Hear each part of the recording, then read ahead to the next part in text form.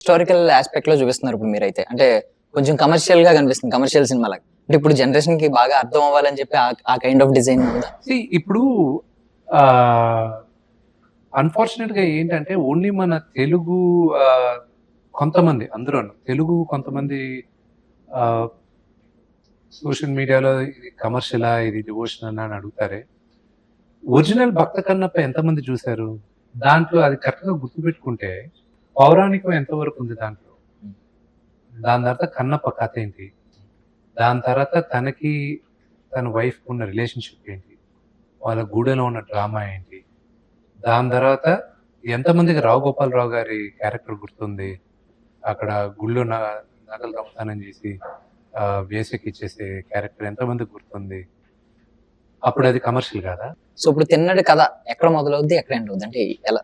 తిన్నడు ఇప్పుడు మనందరికి తెలిసింది ఒక నాస్తికుడు దేవుడు భక్తుడు అయ్యాడు.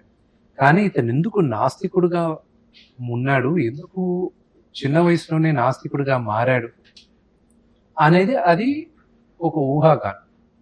ఆ కథ తెలీదు, ఎవరికి తెలీదు. కానీ చూచాయిగా కొన్ని ఎపిసోడ్స్ తెలుసు కానీ అన్ని తెలియదు. ఈ సినిమాలో మాత్రం మన ఈ కన్నప్పలో మాత్రం దూర్జటి గారు రాసిన కావ్యం ప్రకారం నాదనాథుడు కన్నప్ప వాళ్ళ నాన్న తిన్నడు